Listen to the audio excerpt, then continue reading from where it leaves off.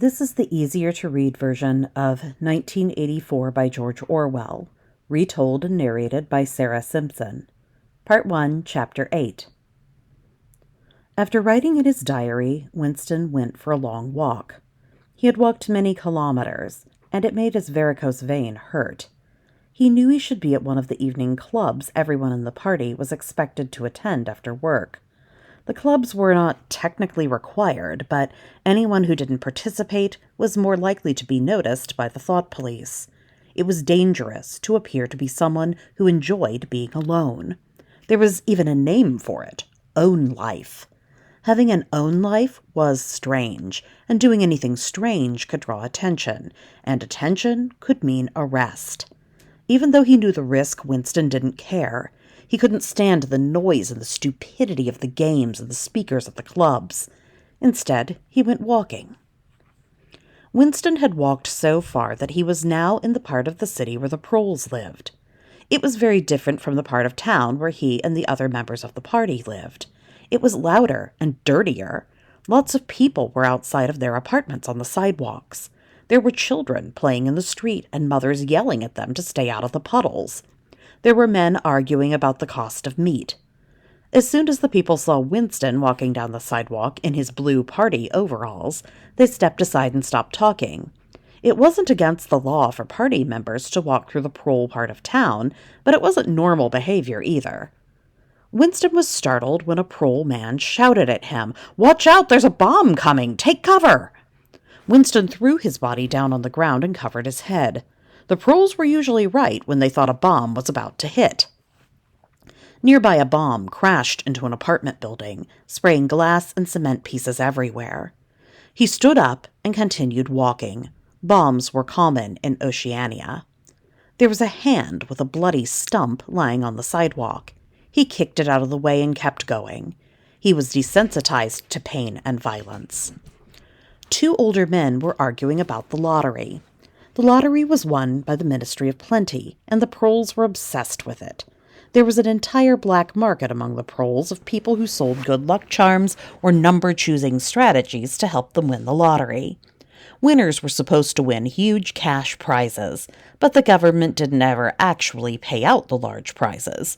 Communication between different parts of Oceania was bad, and it was easy for the government to lie and tell people that someone in another area had been the big winner. Once in a while, someone would win a small amount of money, just enough to keep all the proles excited about continuing to play. As long as the proles were busy dreaming about easy money, they weren't dreaming up ways to overthrow the government. Winston was so lost in his thoughts that he didn't even realize he was standing next to the junk store where he bought the diary until he was right in front of it. Seeing the store where he had bought the forbidden diary made him anxious. He needed to get away from the store quickly before anyone might see him. He saw a pub a few doors down. He would go to the pub and have a drink. That would help him relax. While he was there, he could talk to some of the old men. Old man proles liked to hang out drinking in pubs, and ask them what life had been like before the war, Big Brother, and the party. He would ask them if life had been better or worse then. All of the party's history books told him that life was better now, but Winston wasn't so sure about that anymore. He wanted to find out the truth from people who had actually lived it. When he walked into the pub, Winston could feel the old men staring at him and his blue party overalls. After a minute, they went back to talking and laughing. He sat down at the bar. An old man was arguing with the bartender. "I told you, we don't sell pints of beer. Just liters or half-liters," the bartender said, rolling his eyes. "That's stupid," the old man said. "For hundreds of years, pubs in England sold beer. Then along comes the new government, and suddenly it's all liters and half-liters. Less beer for more money? Stupid!" "You know there's nothing I can do about it," the bartender said. "Do you want a drink or not?" "I guess I'll have a half-liter," the man said. Winston was shocked. Talking like that was treason. What if someone heard him? But then he remembered that nobody in the party cared what the proles said or did. "What about you?" the bartender said, pointing at Winston. "You want a drink?" "Half-liter, please," Winston said. The proles were only allowed to drink beer. Gin was for the party members. There wasn't any gin at this pub, so Winston would drink beer too. The beer tasted disgusting, but so did the gin. What was the difference, really? The old man next to Winston was getting drunk. He might be a good person to ask about what life was like before Big Brother and the party, Winston thought. He turned to the old man. I bet a lot of things are different now than when you were young, Winston said. The beer was a lot better back then, the man said. You're a lot older than me, Winston said. You were a grown man before the wars and the party. I'll bet you can remember what life was like back then. I was just a baby, so I don't remember any of it. All I know is what I've read in history books. The history books say that life before Big Brother and the party was terrible, especially for the proles. The evil capitalists abused the people and starved them to death. They made people work 12 hours a day while they lived in big houses with servants and expensive food. The proles, were their slaves. When you passed them on the street, you had to step aside and take off your hat, and they went around with gangs of bad guys who'd beat up anyone who looked at the capitalists wrong. Goodness, the man exclaimed. I haven't heard about the gangs in years. I remember a little about that. Not exactly gangs, members of the Labor Party who were always fighting with the Big Brother supporters. The two groups would shout back and forth. What I want to know, Winston said, is if you think life is better now under Big Brother and the party than it was before. The old man stopped to think. It's true that the rich folks wanted you to take off your hat when you saw him to show respect. I thought it was stupid, but I did it. The history books say the rich people used to push the poor people off the sidewalk, Winston said. That happened to me one time, the man said. A fella bumped into me and said, watch where you're going. So I looked at him and said, you don't own the sidewalk. Why don't you watch where you're going? You're the one who bumped into me. Then he got mad and gave me a shove. I would have punched him, but I don't think you understand what I'm asking, Winston said, starting to feel frustrated. Overall, was your life better before, or is it better now? If you had to choose between living the way you did before the wars or the way you live now, what would you choose? I know you expect me to say I wish I was young again, the old man said, but I don't really mind getting old. I have to get up to pee 7 times a night. My feet hurt, but there are good things about being old. You don't worry about every little thing, and you don't think about women and sex all the time like a young fella does. I haven't had sex in 30 years now, and I haven't even missed it. Winston sighed. The old man still hadn't answered his question. He was going to have to give up asking. He'd never get a real answer. The proles were like ants. They just focused on small, stupid details and couldn't see the big picture. The written records were all lies, and people's memories weren't consistent. How would he ever be able to know the answer to his question? Winston paid the bartender, stood up, and walked back out onto the sidewalk. He didn't pay attention to where he was going. He was lost in his own thoughts. When he stopped and looked up, he was back outside the shop where he'd bought the diary. The shop was still open. The owner was sitting on a chair inside. He decided to go into the shop. He'd be less obvious in the store than standing out on the street in his party overalls. If the police saw him and asked what he was doing there, he would say he was trying to buy razor blades. The owner of the shop was about 60 years old. He had fluffy white hair and wore a pair of wire-rimmed glasses. He was wearing an old, worn black velvet jacket. The combination of the jacket and the glasses made him seem like an intellectual. His voice seemed less harsh than the other proles' voices. I remember you, the man said, smiling. You bought the diary a while back. It was such a pretty little book. I hope you've been enjoying it. Is there something I can help you find today? No, thank you, Winston said. I was just walking by and decided to come in and look around. That's probably for the best, the man said. I don't have very much left at all. I've always sold antiques, but most of those are gone now. Nobody wants old things anymore, so they usually just get thrown away. It's sad. Winston looked around him. To him, the store looked crowded. It was stuffed with old things. There were picture frames, nuts and bolts, chisels for woodworking, and old watches. Just as he was thinking the old man was right that there wasn't anything in the shop he would want to buy, something caught his attention. It was a heavy lump of glass. One side of it was curved and round like a ball. The other side of it was flat, so it lay on the table without rolling off. The glass was very smooth. He liked the way it felt in his hand when he picked it up.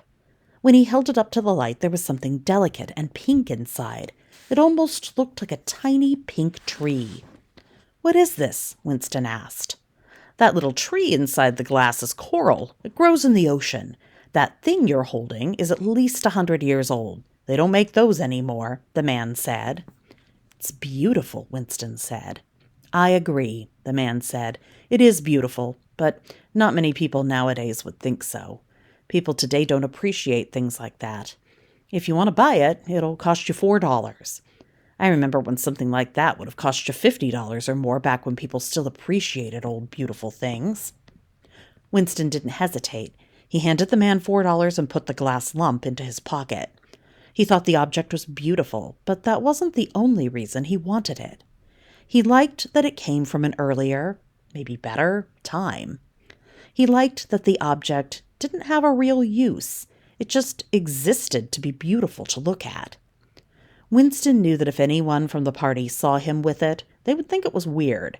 Enjoying something old and beautiful was yet another thing that someone could use as evidence that he should be arrested. The man looked happy to get the $4. "I have another room upstairs with a few things in it you might like," the old man said. "We'll need to take a lamp up with us if you want to go see." Winston nodded and followed the man up the stairs. The room was set up like someone still lived there. It looked cozy and warm. There were a few pictures on the walls. A soft, worn rug was on the floor. There was a comfortable-looking chair in one corner. An old-fashioned clock was ticking on the mantel above the fireplace. A large, fluffy bed was pushed beneath the window. "This is where my wife and I lived," he said. "Since she died, I've been selling off the furniture piece by piece. This is what's left." Winston could imagine how wonderful it would be to live in a room like this. There wasn't a telescreen with a camera watching every move you made. There was a warm, cozy fireplace to sit by. The bed looked so soft and comfortable, not hard and scratchy like the one in his apartment. There was a small bookcase in the corner, and Winston went right over to it. He couldn't believe what he saw on the shelves. There were several old books. The party police had destroyed every book in Oceania before 1960, yet somehow here were shelves with old books. He touched them gently. Next, he looked at the pictures on the wall. One picture caught his attention. "I know that building," Winston said. "It got bombed and is in pieces now. It's right next to the Palace of Justice." "It used to be a church," the man said. "St. Clement's Church. That was its name. When I was a little boy, we used to know a rhyme about it. St. Clement's Church. Oranges and lemons, say the bills of St. Clement's. And there were some other words I can't remember, but I know the rhyme ended, 'Here comes a candle to light you to bed. Here comes a chopper to chop off your head.' There was a little dance that went along with it, and the names of other churches were part of the rhyme too, but those are the parts I can't remember." "I didn't know it was a church," Winston said. "There are actually quite a few old churches still around," the man said. "They aren't used as churches anymore. The party uses them for other things now, but they're still there." Winston nodded in amazement. "I remember another part of the rhyme," the man exclaimed. "Oranges and lemons, say the bells of St. Clement's. You owe me 3 farthings, say the bells of St. Martin's." "What's a farthing?" Winston asked. "It's a little coin, kind of like a penny," the man said. "Where was St. Martin's Church?" Winston asked. "It's still here," the man said. "It's used as the party propaganda museum now." Winston knew about the Party Propaganda Museum. It had wax mannequins that showed executions and tortures of people who committed treason against Oceania and Big Brother. It was terrifying. He wished he could buy the picture of St. Clement's Church, but it would have been too big to carry back to his apartment discreetly. Instead, he stayed in the cozy room for a while talking to the man. He learned that the man's name was Mr. Charrington. He was 63 years old, and he had owned the shop for 30 years. While Mr. Charrington talked, Winston stared at the picture. The church was beautiful. In his mind, he could imagine the sound of the church bells ringing. He'd never heard church bells in real life, but he could still imagine it. After Winston left the shop and was walking home, He decided he'd go back to the shop again. He'd wait a month, long enough that it wouldn't seem odd to anyone if they'd seen him, then go again. Next time, he would buy the picture of St. Clement's Church. He would take it out of its frame, roll it up, and sneak home with it in his coat pocket.